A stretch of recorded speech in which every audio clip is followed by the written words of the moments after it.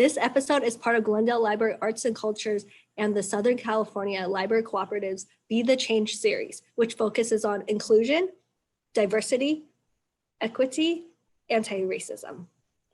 Be the Change events will build collective understanding of systemic racism, elevate the voices and stories of Black, Indigenous, and people of color, and inspire our community to be the change. Hi everyone, it's Melissa. And Desiree. Welcome to another episode of G.E.N Talks, where the goal is to empower the youth of Glendale, connect youth to community resources, individuals, and organizations through interviews and discussions.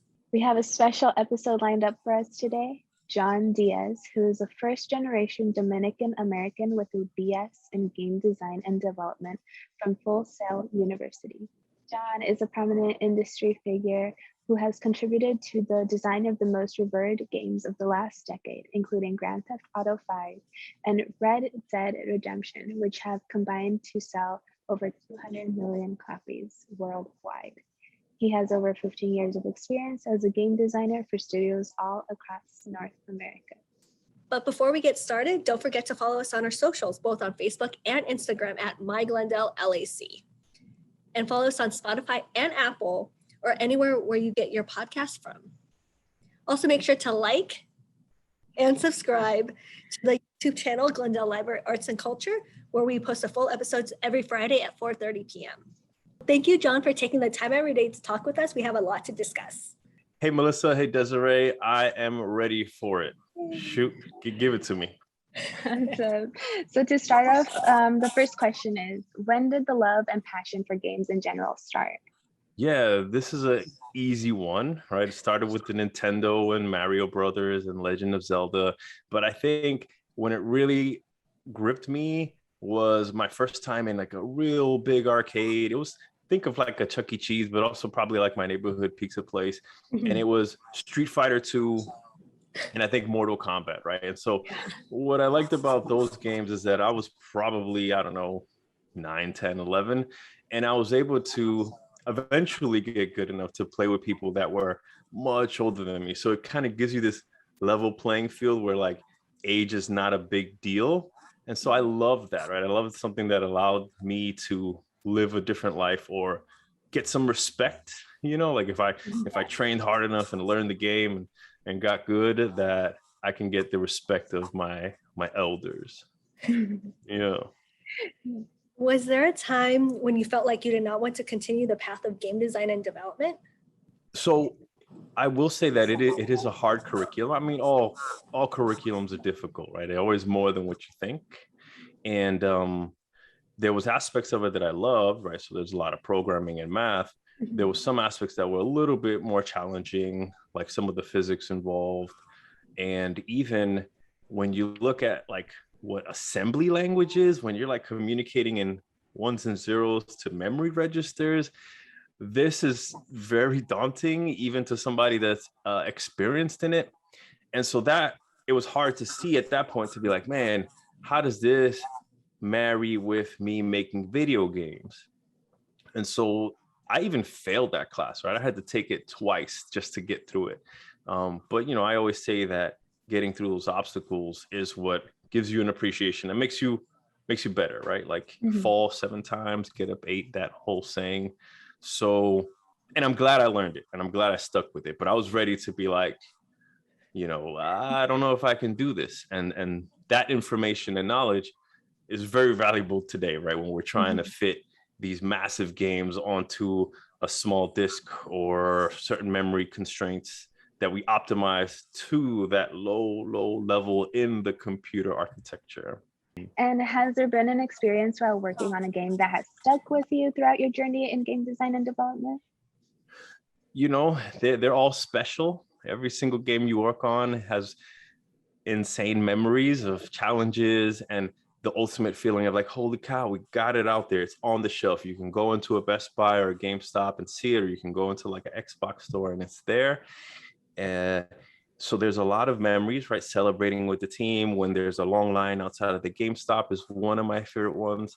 But one that was very special to me, even to this day, is my father his trade was to be a taxi car driver, a private car driver.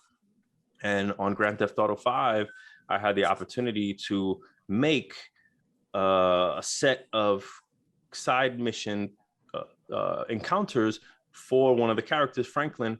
When he buys the taxi cab company, he then becomes a private car driver. So I got to create this whole side content of characters based on some of the people that my father would tell me about that he picked up, and then some of the people in my life. So that was a very special, dear moment that I get to share with my father in my craft, because my parents, as much as they love me and like to pretend they know what I do, they think I draw, characters on the screen kind of thing. So you have had 15 years of experience in your field. How do you keep the excitement, and how do you make sure that the love for your passion never dies? Yeah, that's a great one, right? Because the second that it feels like work is the second you stop enjoying it, and then you're not able to kind of be as creative. So to keep the passion, it used to start with like, oh, I want to work on this game. I want to work on a Batman game. I want to work on a Spider-Man game or something like that. That's what would drive my passion.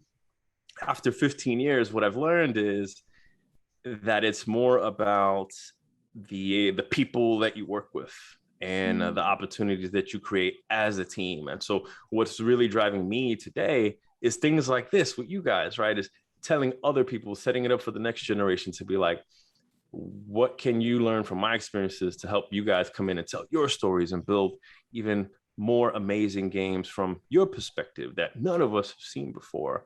That definitely keeps me invigorated. I am now in a sweet spot where I've made the jump from like one game at a time, one game team, to the core tech. So we just build what we call the game engine.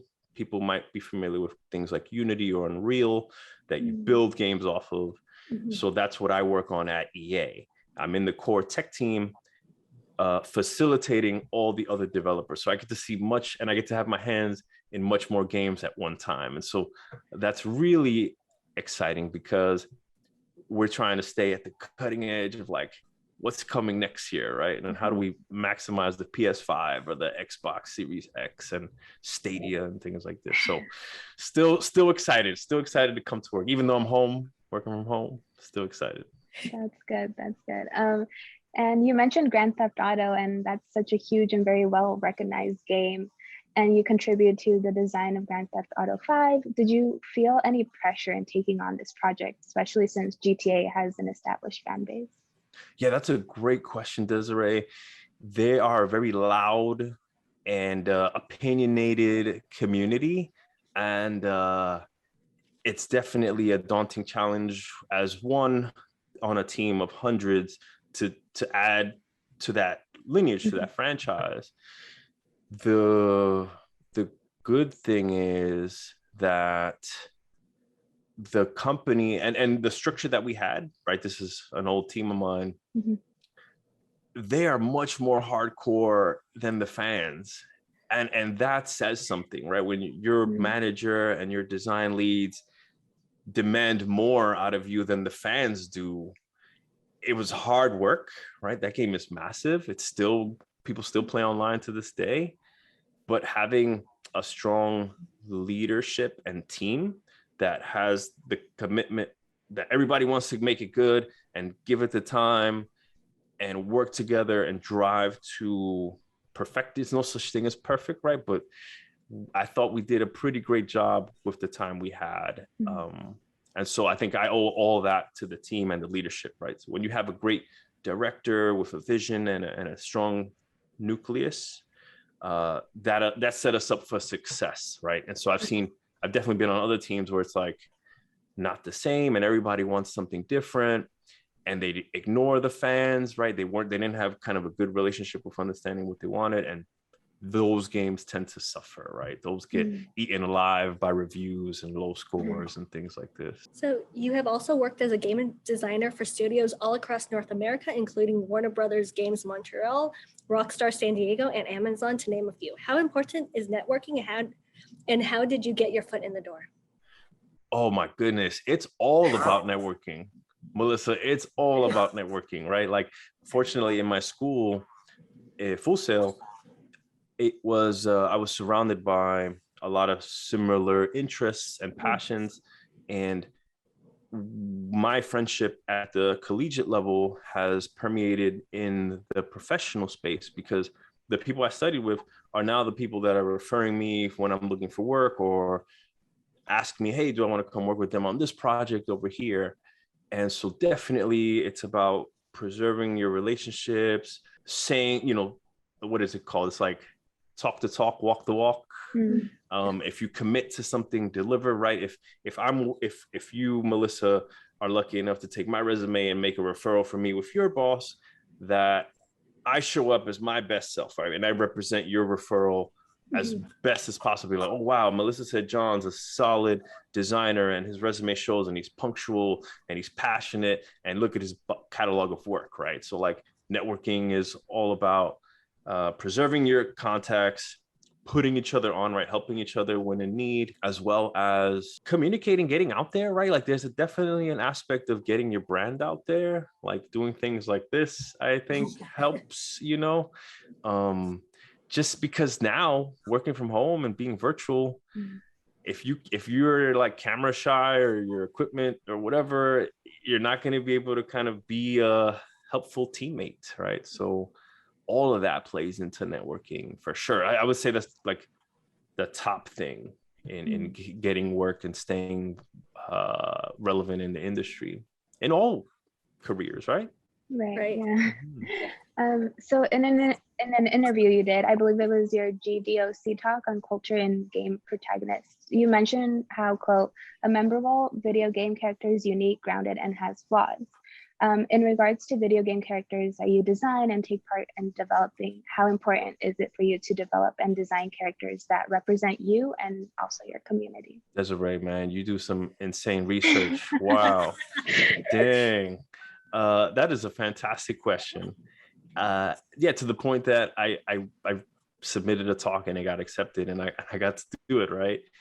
So I think I'm first generation Dominican-American, families from the Dominican Republic, and there's probably one or two games that have a Dominican protagonist in there, right? So I think it's just a big like missed opportunity. If you have however many millions of people and however many games people are playing, there's this gigantic bucket just left completely empty with characters from all different types of backgrounds, Asian backgrounds, African backgrounds, Latin backgrounds, European, whatever, name it, Antarctic backgrounds, right? Like that are missing. And it's because we have spent too much time living in the past of like, this is what it takes to make a successful game. And these are what the characters you see like in the front of the box, right? Like, okay, we got to make more games like this. And I want us to focus on the best experiences or the personal experiences. And I want people to be courageous and brave and share their backgrounds, right? Like their culture, their clothing, their food, their language, their what are they called? They're like not fairy tales, but like, whatever mythical creatures haunted you in the night, or would come take your thing if you were a bad behaved child, like, and bring those into this medium. And I think that's what's going to draw new people and open up the game industry. You know what I'm trying to say? Yeah, I understand. Yeah. How have you seen the game industry change throughout the years? Oh, wow. It's been easy, right? Like the biggest thing was definitely the mobile phone, right? Like iOS, Android and smartphones, because it went from essentially kids, right? Like we were all kids playing on Nintendos and Xboxes and PlayStations and Sega Genesises and maybe Game Boys. And then once the phones came out and you could download these games for $1, $2 free, now it's free. Then you had a whole other world of gamers come into it, right? You had moms and grandmoms and everything in between coming in and playing games and asking you, hey, what's your score, or what's your tag? I want to invite you and I want to send you little gifts. And so now, and as well, people that couldn't have internet or like plug a console into the wall and a TV, right? Like all those barriers were just completely obliterated. And so people can get a phone for, affordable, and so this opened up the whole world to games. And this has been the biggest thing, right? Because now the majority of game players are on mobile. And that's challenged me, who comes from this traditional background of console gaming, to rethink a lot of my design strategies and patterns to be more encompassing of people who are not so proficient with thumbs on a controller, but are more like touch screen based, and maybe less about challenging their dexterity and reaction time, and more about like challenging them to think or use their kind of spatial recognition and things like this. So that's been the biggest change by far. Like I know VR is here and AR is here, but mobile just changed the game. And what do you hope for personally in the future of the game industry? There's been a lot of press out there recently. I hate to draw light to it, but there's been some positive things as well, right? There's been a lot of male-dominated directorial positions of control at a lot of these companies, and some places have stagnated the growth or promotion of women or underrepresented minorities and or marginalized people. And as a result of, if you look up like Activision Blizzard lately in the news, there's been a lot of commotion around that. And with organization and employees walking out of the job and Twitter and hashtags, they created a big change. And the president was forced to step down, and they promoted a woman to be a co-president of the studio, right? To help bring up all different voices. Going back to what I said, right? The more diverse backgrounds we have in positions of director and leadership, to make sure that the discussion is well represented from all of our backgrounds, is going to make such a better experience, So we're seeing it now, little by little. So in the future, I think I would love to see studios led and opened up by all different types of women, genders, sexes, beliefs, backgrounds. I would love to see more studios owned by, people of Latin descent, Asian descent, all these things, and see what that could lead to, right? Like, I don't want it to just be like, oh, because they're different or whatever, but it's just, we don't see that, right? And so I think when I go on a job interview and I see someone that looks like you or myself, I naturally just feel more inspired, right? I'm like, ooh, I want to work with this person. I want to collaborate with you. I want to speak in my native tongue. Quiero hablar español. I want to like, let's design something together, right? That just compels me. So getting into a point in the industry where that's not the exception, but like common, I think we'll be excited. And that's just for my nieces and nephews out there. That, You are now a senior technical game designer at Electronic Arts Frostbite Engine. That journey been so far, and what is your typical day like for the job? It's been a long road to get here. I'm so happy that I'm here. It's a really special position, like I said, right? Like I've gone from being a designer on one game, working for 3 to 5 years, like day and night, weekends, like on this one problem, right?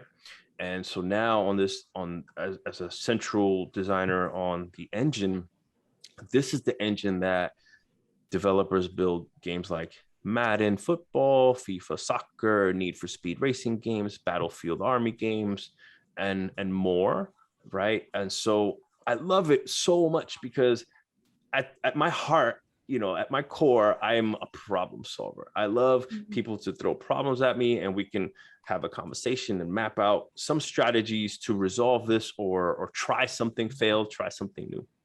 And so now I'm getting it from all different angles, right? I'm like, okay, for a racing game and a soccer game and a football game and a shooting game, how would you solve this problem?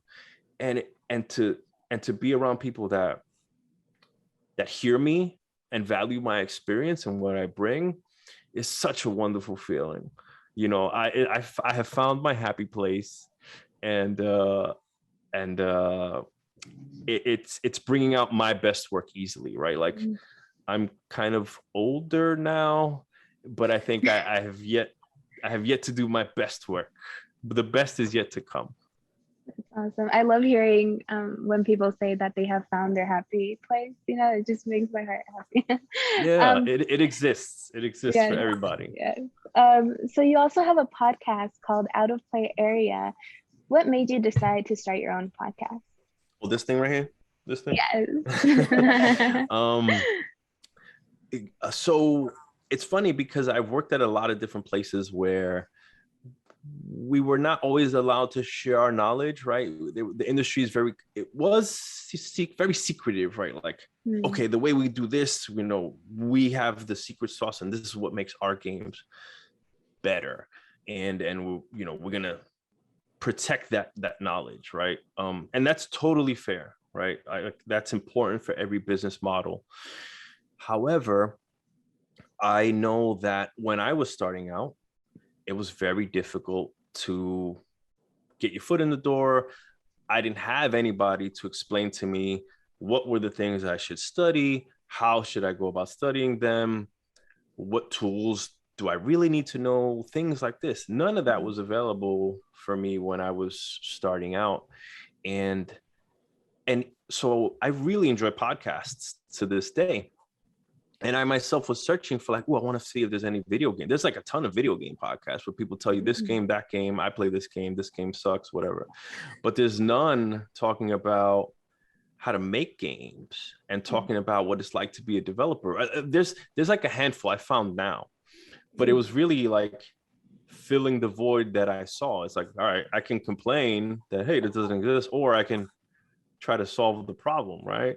And I contacted EA. I was like, hey guys, can I do this? And we reached a nice agreement that, you know, on your free time and you can't monetize it or anything because it's, you know, it could be a conflict of interest.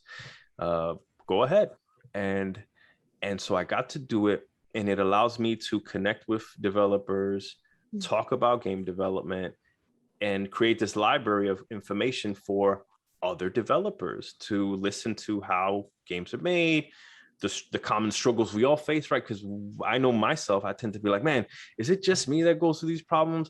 And it's so wonderful to hear like, oh man, they do it over there too. And she feels it over there too. And oh, wow, it's not just me, right? It's such a great feeling. And I ask you guys, like, how do you like doing the podcast? Because I imagine we run into similar enjoyment factors.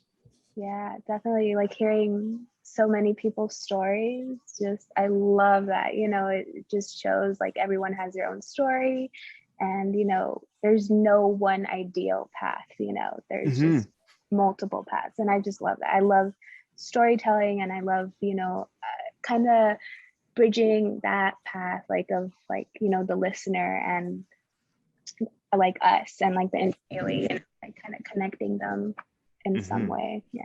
Yeah, Melissa, what do you like about the podcast? I like hearing like the excitement when people talk, you know, because like you could just tell that they're into, you know, like video games or their small business. Like you could just like they found their spark. That sounds the spark. No, it's true. It's true. Yeah. You guys hit on the head for sure. It's very easy to be the interviewer. You know, it's just like, tell me how cool your job is, or, you know, challenges, and they just go blah, blah, blah, blah, blah, blah. It's like, done, recorded. Right. Yeah. But it's definitely like it warms my heart doing this for sure. But do you have any tips for anyone watching that is inclined to do game design and development? Oh, yes. I would say that, contrary to popular belief, there is two ways to play a video game, right? So you want to be a game developer, definitely got to play games, but play them a little differently. So I would challenge you to bring a notebook, bring a tablet, and when you're going to sit down, analyze a game, right? Like I've run into so often where somebody comes to me, John, I got this great idea for the game. You're going to be able to drive and fly and speak to everybody and make any type of character. And it's way too big. It's like, you're not going to be able to build this by yourself. You're going to need millions and millions of dollars and a lot of people. So I tell people, start small, open a game that you like. Could you name a prominent game or a popular game that you guys are playing? And I would love to use this as an example. I just got oh my gosh, it's A Nintendo Nintendo Switch. Nintendo Switch. Yeah. So I've been playing. Oh my gosh, it's like it's a Mario game. Some Mario game. Okay, so let's say it's like Mario Odyssey or something like that. Mhm. So Mario Odyssey is a good one. So you can sit down and play this game, and there's a lot of aspects to it, right? But simply maybe moving Mario around with the stick and making him jump and run and stay still and look at what he does when you're not doing anything. There's already two aspects there, right? There's all the animation that goes into what Mario does, and then there's just setting up the controls. So I would sit there and take notes on like, hey, what happens when I press up, back, left? How does he move his arms? Where does he look? What happens when I press A? How high does he jump? Break that down, and then try to figure out a way to build that for yourself. I would point you to Blender is a free open source animation and art modeling program. I would point you to Unity or Unreal. They're free game engines that have a lot of tools for you. Download them. There's a ton of YouTube tutorials, and challenge yourself to be like, okay, I want to try to build Mario looking or running or jumping. And I guarantee you that will inform so much of whether this is something that sparks your interest and can be a happy place for you, or to be like, whoa, that's not what I thought. I'd rather, write or write the story or something, right? So that's what I would encourage aspiring game developers to help them kind of figure out where they want to be in this massive game industry. As a game designer, what is your goal? What do you want players or anyone that looks at your work say when they see what you have created? I think for real, to be honest, I think my textbook answer would be like, I want them to have fun and get their money's worth or whatever, right? Or feel challenged or feel like they learned themselves. But to be honest, I want them to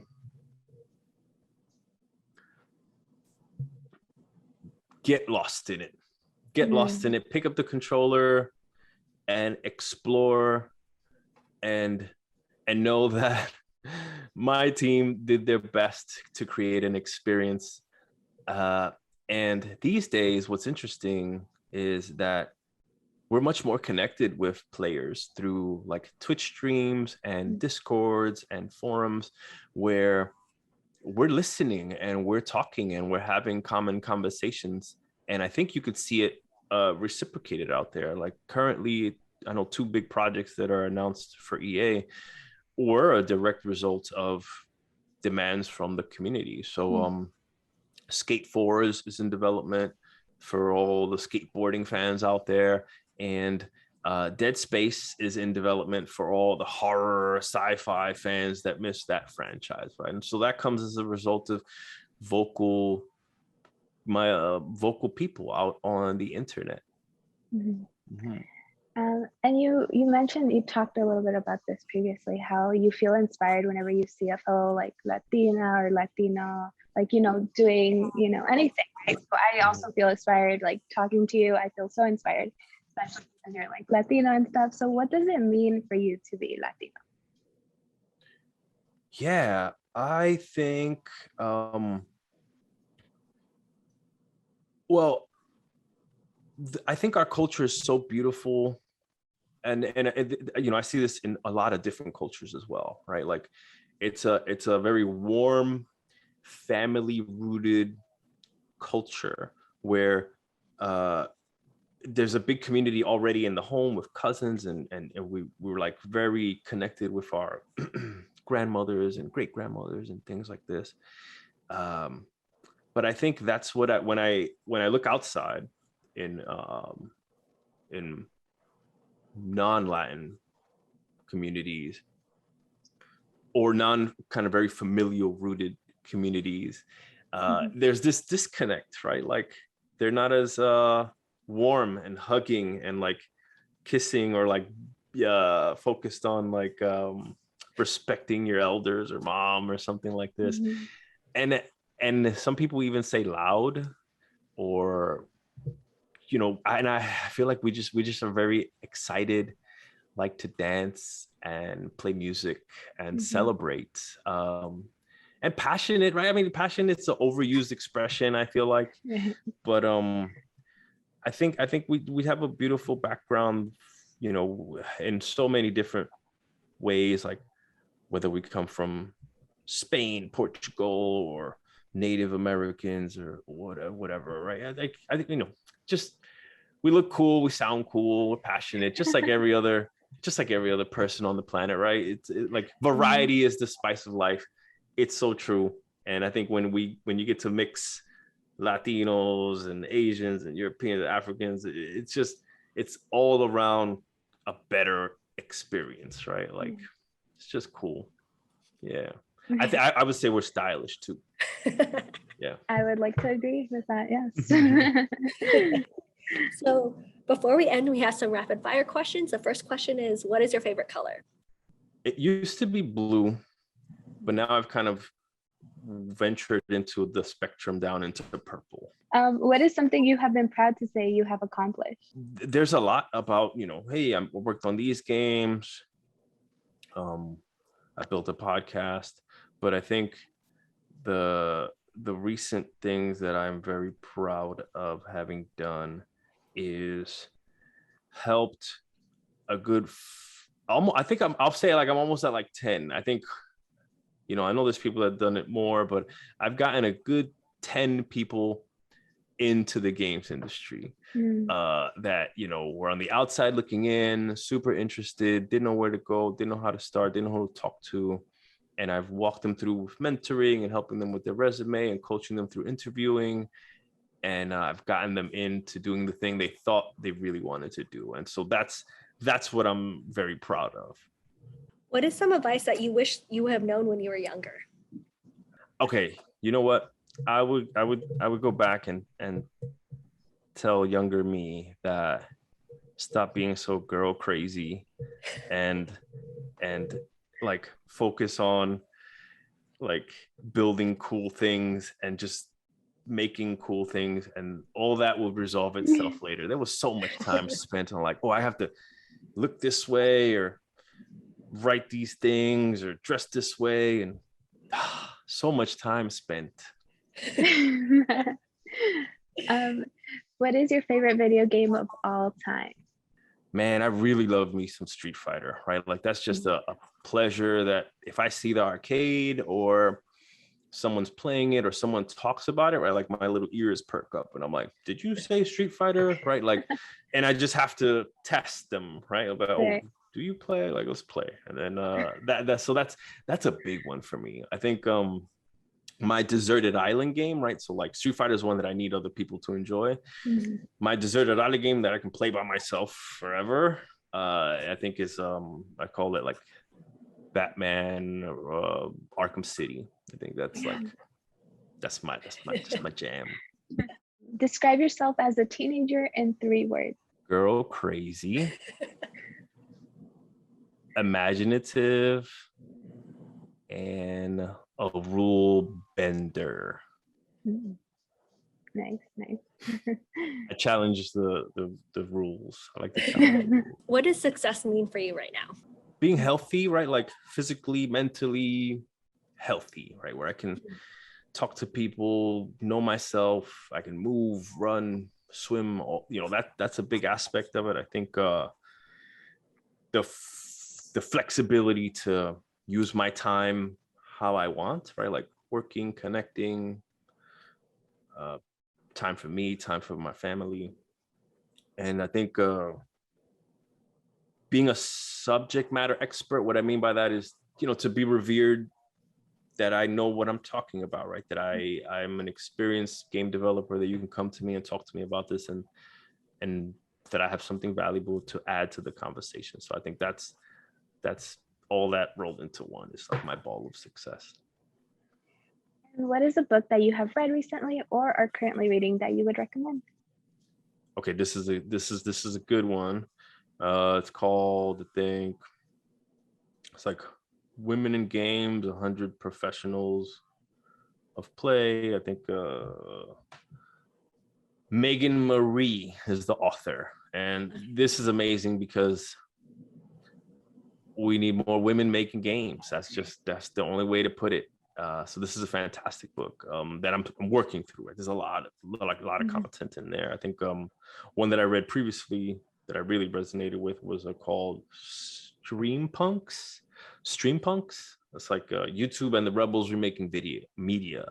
And so this is cool. Right? You just see like how people have taken over YouTube to build completely new lives, channels, jobs, etc., education.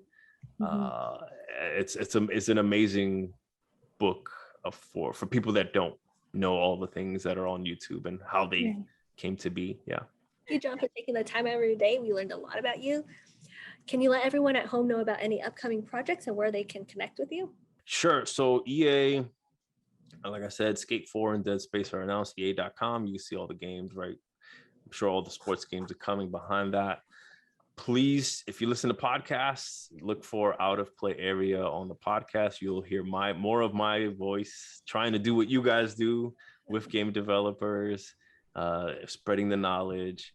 And the best way to reach me or connect with me is at my link tree. It's like linktr.ee/ then my gamer tag handle is jkingpin, right? So check that out, and that has links to everything about me and how to connect with me and talk more about this stuff. I love talking about this stuff. Awesome. Well, thank you again, John. It was a pleasure meeting you, and we really enjoyed this. So thank you so much. Yes, thank you. Thank you, Desiree. Thank you, Melissa. You guys rock. Keep doing this. I'm a subscriber. I got the notifications on. Thank so I'm ready. Thank you so much. Thank you. Have a great weekend.